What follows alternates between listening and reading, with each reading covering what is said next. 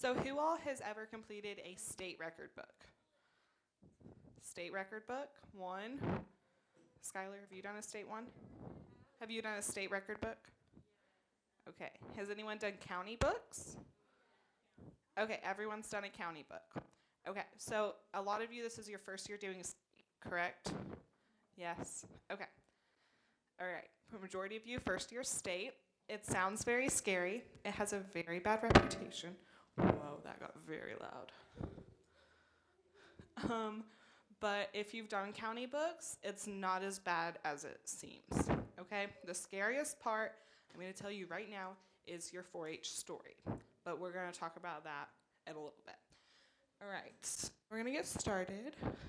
So who can do a state 4-H record book? You must be an active Oklahoma 4-H member, which means all your fees have been paid and you are enrolled online. If you're not sure about this, ask your parents or ask Todd or Alexis. The Level 4 scholarships and Pickens Legacy scholarships are available to alumni of the 4-H program, which none of us are yet. A member must have started the 8th grade in the program year. If you ever hear me say program year during this presentation, I am talking about September 1st of 2020. That changes the year based on what year you're in, but for this year, program year, September 1st of 2020. The member must have not completed their 19th birthday or their senior year in high school by September 1st of 2020. So who can do Oklahoma 4-H Hall of Fame? 4-H members applying for Hall of Fame must be a sophomore, junior, or senior in high school by September 1st of the program year. So you can't be like starting your sophomore year this fall. You have to be in your sophomore year right now. Members may apply for Oklahoma 4-H Hall of Fame until they've reached their 19th birthday as of September 1st or their senior year in high school as of September 1st. A 4-H member applying for Hall of Fame must be an active Oklahoma 4-H member for at least 3 years in Oklahoma or another state. So I have actually, most people you meet in 4-H have been in 4-H for a long time, but I've actually met several who this is only their second year in 4-H and they're a senior. So they cannot apply for Oklahoma Hall of Fame. Different states have different rules, so if you ever move, that might change. A 4-H member applying for Hall of Fame must have submitted a record book at the state level for at least 2 years. So you had to have completed a state level book last year to apply this year because the current year counts. So there's level 1 and level 2 record books. There's a new report form. If you did a book last year, you cannot use the same form. You have to change it all over to another form. If you turn in the old version of the ORF, it will be disqualified. Automatic disqualification. They don't even look at your book. It doesn't get judged. So don't do that. No idea. I'm told there's a new book or a new form. I've looked at it. I can't really tell anything different. So yeah, I'm not for sure. Yeah, it's very minor stuff that they just changed a little bit to make it so that you're not turning in the exact same book so that they know you've looked over it. I know that's why they did it. So they will know the difference. Yes.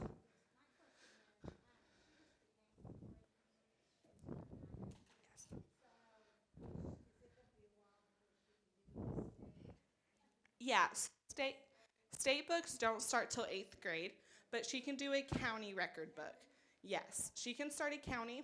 A lot of the same information applies.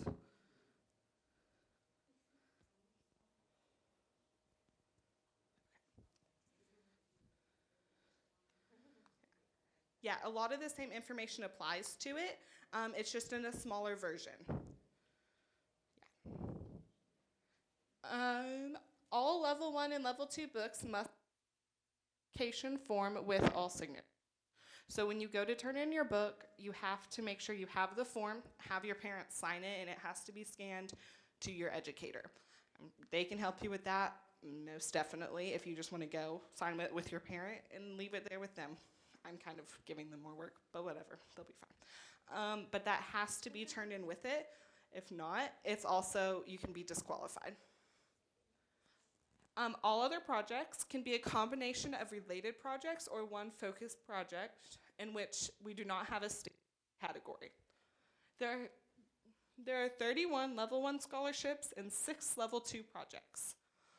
A 4-H member must win a level 1 project before moving into a level 2. 4-H members can only win one level 1 project and one level 2 project. So once you win your level 1 project, say you win it the first year, 8th grade, win it. I had a friend that did that. Next year, 9th grade, she won level 2. She couldn't apply for any more scholarships through her record book. She started applying for Hall of Fame and other scholarships like that. So you can only win one level 1 and one level 2. So it's very touchy. There's multiple sections. So section 1, there's 2 parts. 1A, participation. It's not. Let's have another problem tonight with the technology, right? Can you hear me better now? Okay. So section 1A is participation in the 4-H project. It's limited to 2 pages, and it's focused project work in your chosen category. So some of the sections, like, we'll get to it in a minute, but leadership, you include all your leadership ever. What did I do now? There we go. I fixed it this time. But for project work, it's only what is in your chosen project area. So one of mine is leadership. I have a leadership book, so I can only do things that are leadership. I have a achievement book as well, and that is 3 different project areas combined. So public speaking, healthy living, and childcare. My project work in those books is not just things I've done, but things I've attended. So it can be a workshop I attended on how to properly wash fruits and vegetables. I did that when I was 10. I attended a workshop on that. That's your project work. Did you have a question? Section 1B is what you've learned, and this is limited to 1 page and is again focused on the learning in your chosen category. Section 2 is leadership experiences. This is limited to 2 pages, and this is all your leadership ever, any leadership you've done in 4-H, but you need to place asterisks next to those that are directly related to your project area. Section 3 is civic engagement experiences, and this is also limited to 2 pages. Again, any civic engagement, community service, anything like that, but anything directly relating to your project has to have an asterisk next to it. Section 4 is awards in the 4-H, in all 4-H projects, and you have half a page, and they give you a table format to fill this in. Can't add any more sections, any more lines, nothing like that. You have to stay within the lines given. 5 is non-4-H experiences, and is also limited to half a page. So if you're in Girl Scouts, church, another club, a sport, whatever, anything you want to add in there.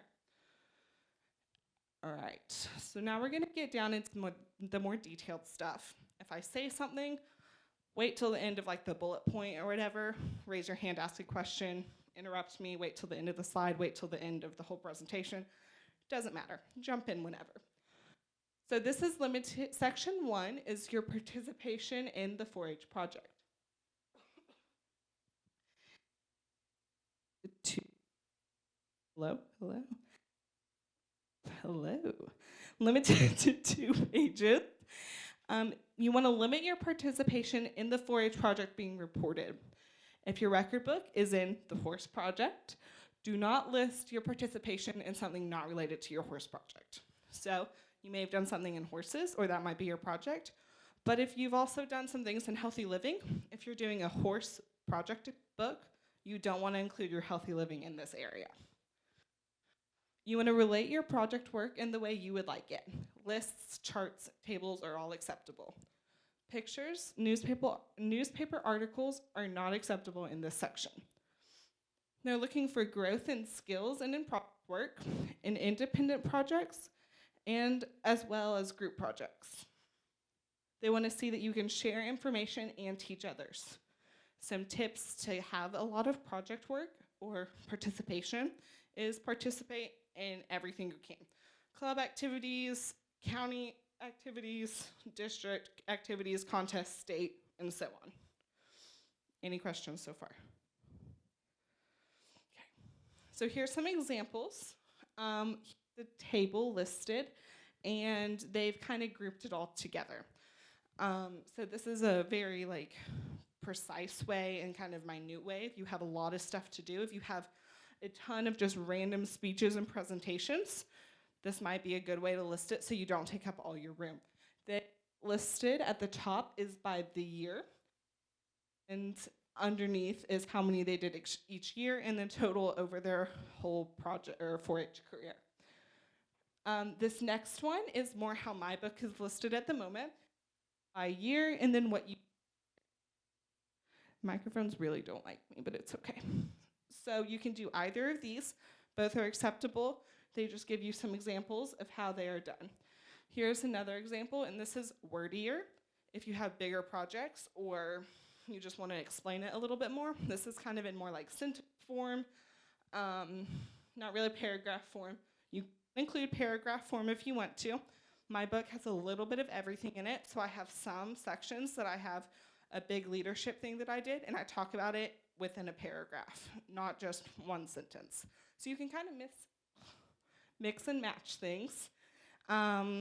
It's up to you. You have kind of a lot of freedom in this area of it that you can format it pretty much any way you want to.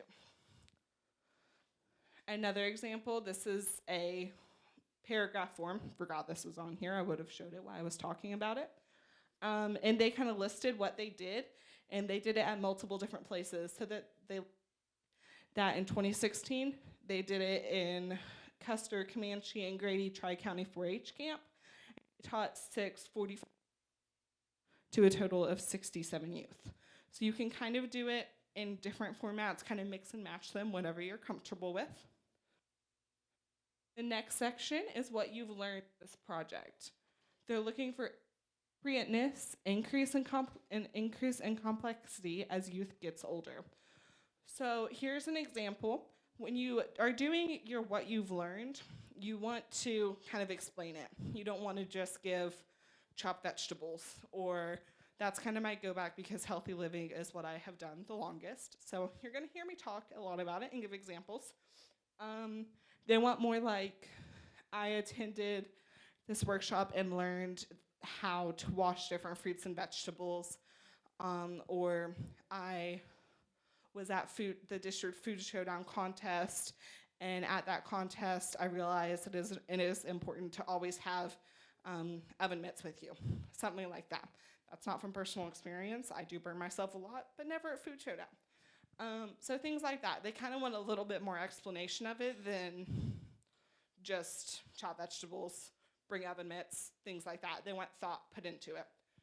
Theirs is listed by year. You don't have to list it by year. Mine's by bullet points. So again, kind of whatever you want to do.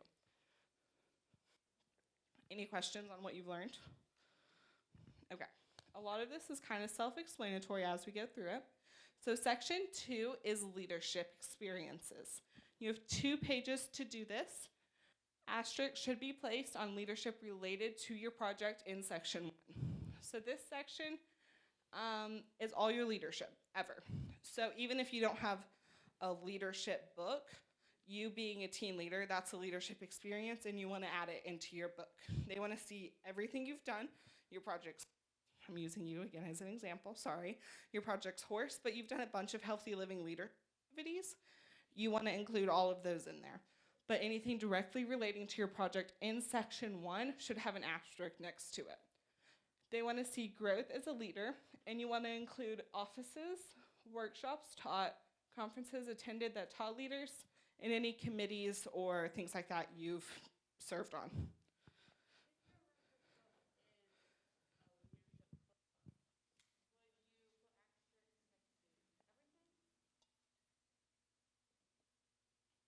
Yes, you would. Are you doing a leadership book this year?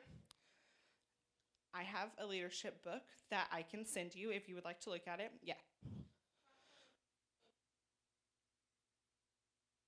Section 2 is leadership. It's its own section. So section 1 is project you've learned through that. Section 2 is leadership. Anyone else? Is anyone else doing a leadership book that they know of right now? Okay, leadership book, you are? Okay. I'm gonna send it to Alexis or Todd, and they can send my book to you if you wanna look at it, because this book confused me a lot. Before I won a level 1 scholarship in 2019, so last year I did level 2, and I did advanced achievement and advanced leadership. When you get into level 2, they have very few categories. There's only 6 you can enter in. So my leadership book took a lot to put together because I didn't know how to format it or in project work and what would go in leadership. So my educator helped me with that a lot, and I will send you guys my book if you want to look at it and kind of see how we split it up. Some things are redundant, but you want to kind of try not to have a ton of redundancy in your book. Anything else before we go on to the next part? Yes. I do not have a citizenship book, no. But I can see, I think I know someone who does, if you want me to check. Yeah, I think we actually have someone in our county who did a citizenship book a couple years ago, and I'll see if we can send it to you. Citizenship is the same way because you have a whole citizenship community service section, and then you have your project work, and it kind of like figuring them out, because one of the things that was said in one of my record books is that there was some redundancy in things that we didn't realize. Yeah.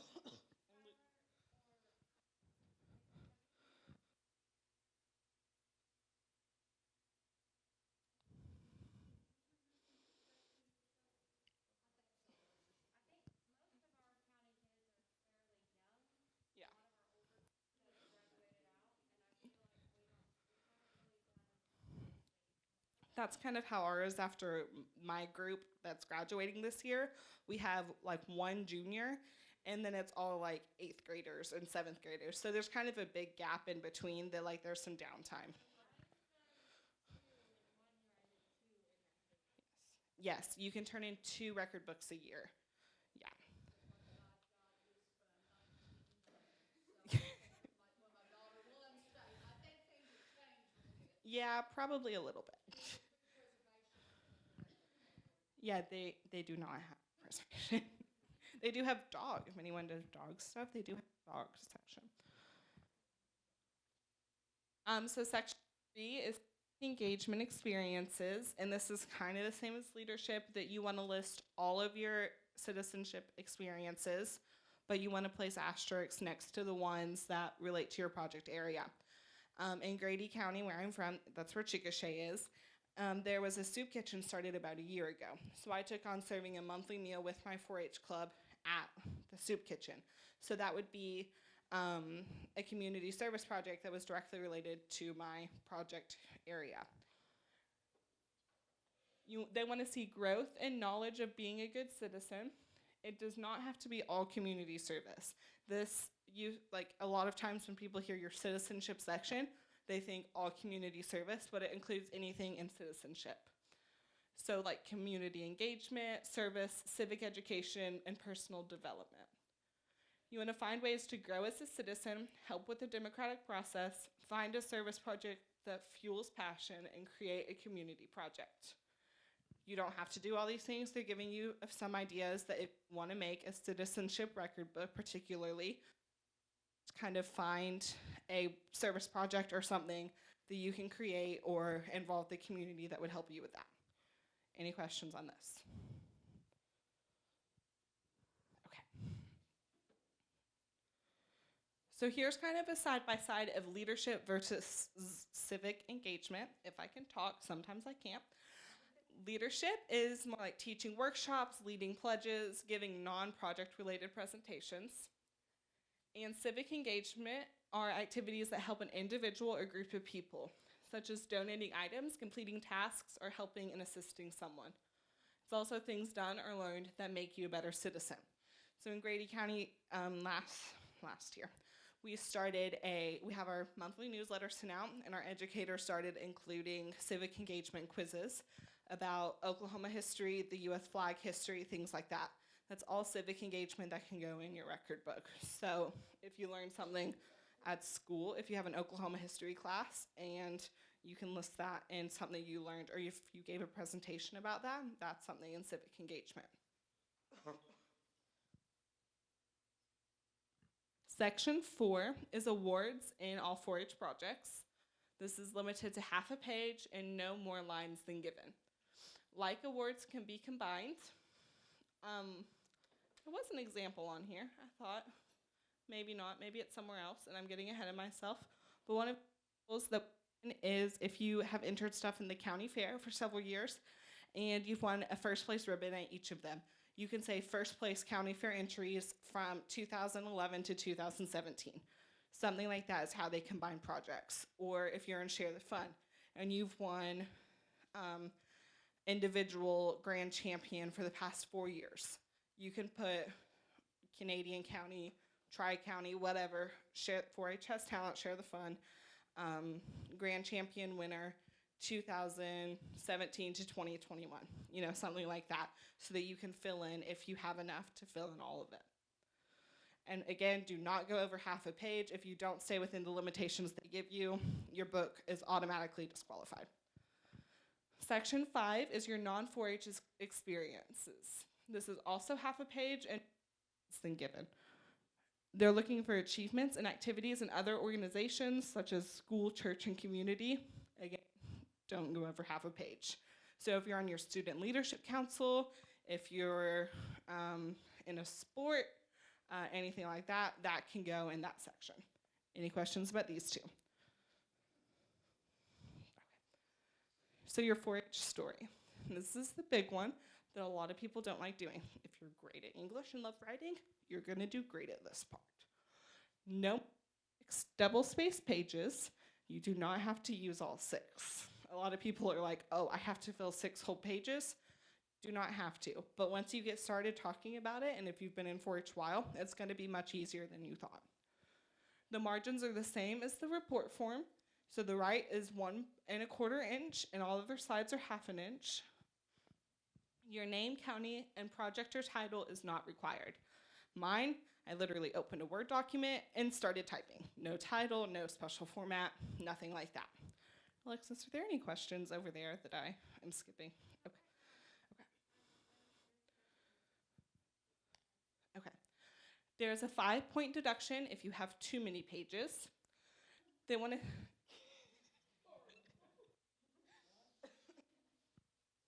They're looking for the human side of the project work. How did it make you feel? What would you do differently? What you gained? You want to start maybe with your most the 4-H career, such as what was your best experience, worst experience, did you learn, things you would do again, why did you choose whatever project you went into or an activity you and what advice you might give to others about your project.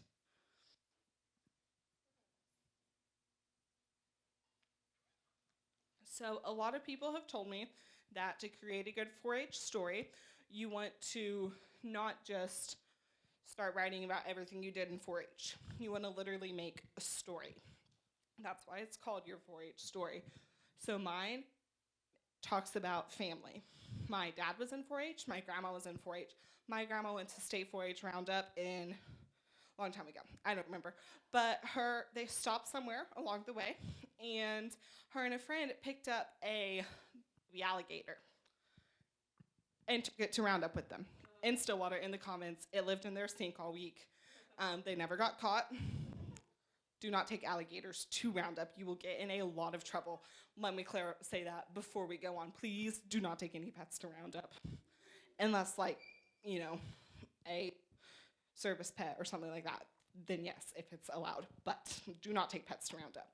So stories like that. You want to create kind of a story about your 4-H life. So mine is about my family and how when I was little, when I was a clover bud and before clover buds, my dad ran our county shooting sports program, and my brother was in it. So I grew up going to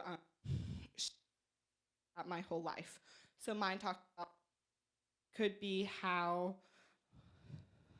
I don't know. It could be how you've loved being outside and been outside your whole life, so you decided to do a fisheries book. It doesn't have to be like that. That's just tips I've been given. You can also just talk about one or 4-H experiences you have. It doesn't have to be format. Again, you have a lot of freedom with how you approach this. Yes. Mm. You don't want to talk about like just one particular thing. If you talk about all the leadership events and conferences you've attended, that could be a way you could go, what you've learned from that, how it's made you a better 4-H or something like that. Yes. Absolutely. Once you write your 4-H story, especially if this is your first year, my tip is to go in and reword it. Make sure you change things to the past tense, take out things that are not so relevant to the story you're portraying anymore, add things that you did this year, things like that. This is my senior year. A lot of my stuff this year has been promoting 4-H and trying to get more people in our county involved. So that's the way my 4-H story, I don't know what's going on, guys. That's the way my 4-H story is gonna go this year. So definitely, if you've written it before, add to it, take some away, whatever you wanna do, rework it, perfect. Other questions on 4-H story? Okay. There's a photography section. You have no more than 3 pages unless you're doing a photography book, which you get an additional 10 pages. Since you're highlighting all your project work, which is photography, they want to see that. They want to see what you've done and how you've worked it all together. Margins are the same as the report form in the story. There's, again, a 5-point deduction for too many pages. This is the only place for photos of any kind. Do not put photos in any other section of your book. It's been said a lot, but your book will get disqualified.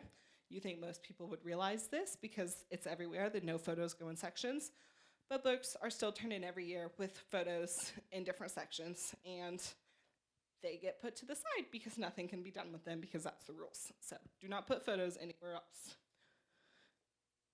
They want to see growth of all kinds, so pictures when you were younger and first starting out, until present. And they want to see active photos. They want to see you doing stuff, see you giving a presentation, teaching a workshop. You can also be getting an award if you've won a lot of awards. It doesn't have to be all active photos, but they want to see you doing stuff. You want to caption the photos with short descriptions of what is happening and why it's important. And no newspaper clippings or scrapbook pages. Just your picture and your caption. Nothing added to it. Questions? Okay. Important dates. I heard you guys say this earlier. I think I was wrong. But your county date is April 12th, correct? Okay.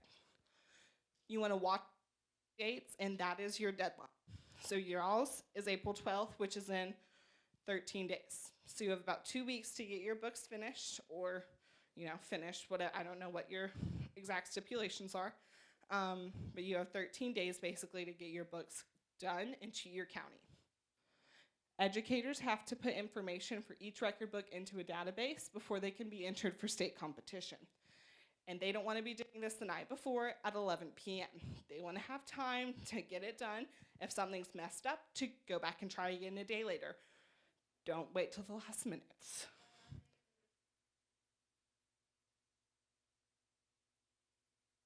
Our county dates is the 16th, so it's right around that time. Most counties have a date right around a week, 2 weeks before there. So the state, the entries are due the 26th of April.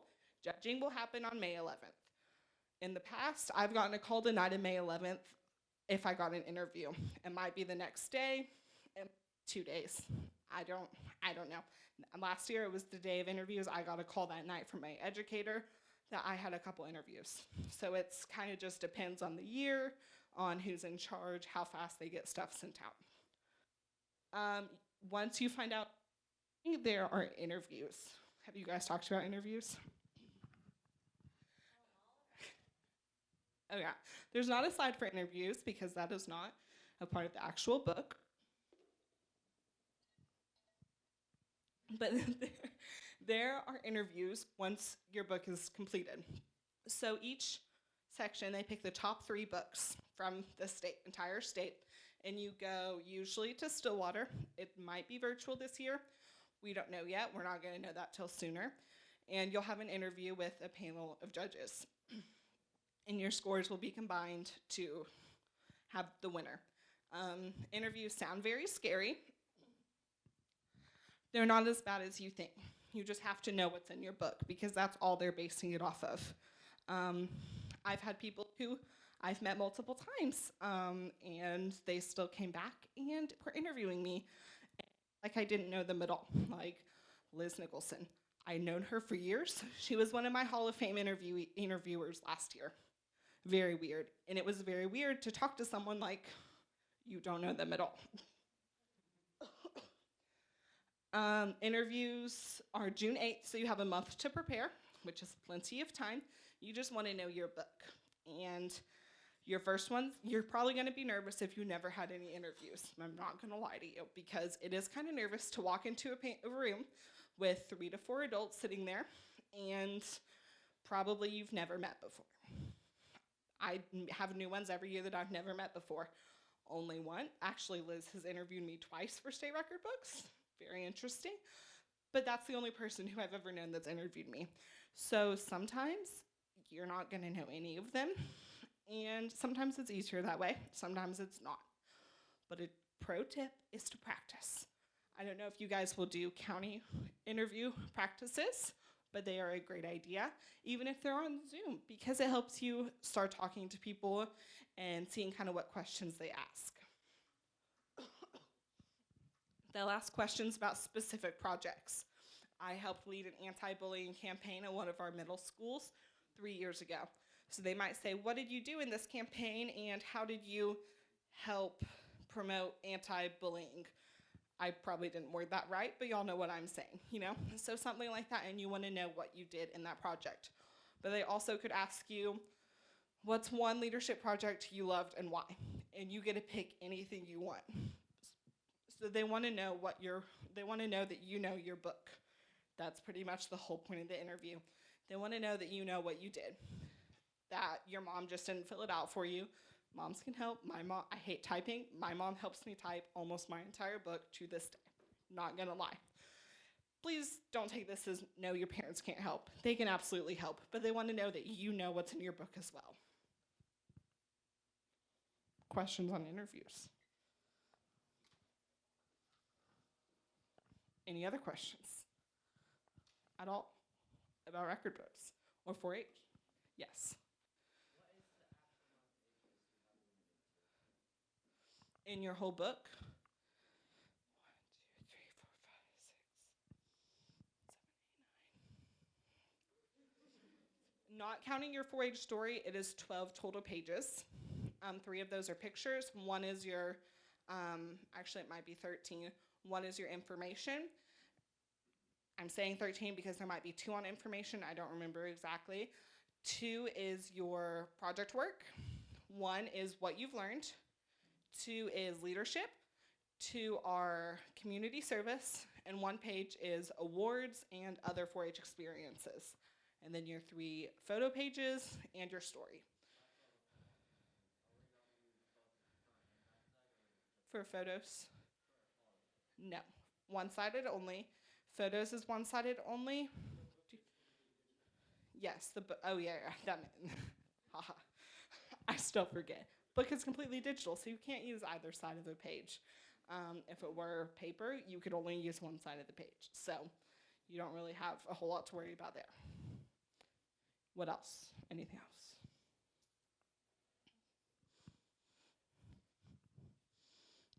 No questions at all. No one has a question about a record book. Wow. Y'all pick up stuff really fast, and I'm very proud. Yeah, definitely. If you guys want to see completed record books and what they look like, I can send you my state record books if y'all want to see them. If you don't, I'm not going to judge. I don't care. But I'll send them to one of you guys. I should have sent them last. We could pull them up on the screen so you could look at them, but I didn't think to do that. So, great planning. But I can definitely send them if y'all want to see them. I will give you my number. I'm not promising I'm going to answer you at night before record books are due, but if you give me time, I will definitely talk to you. So yeah. Other questions, comments, concerns? Do I have to practice it?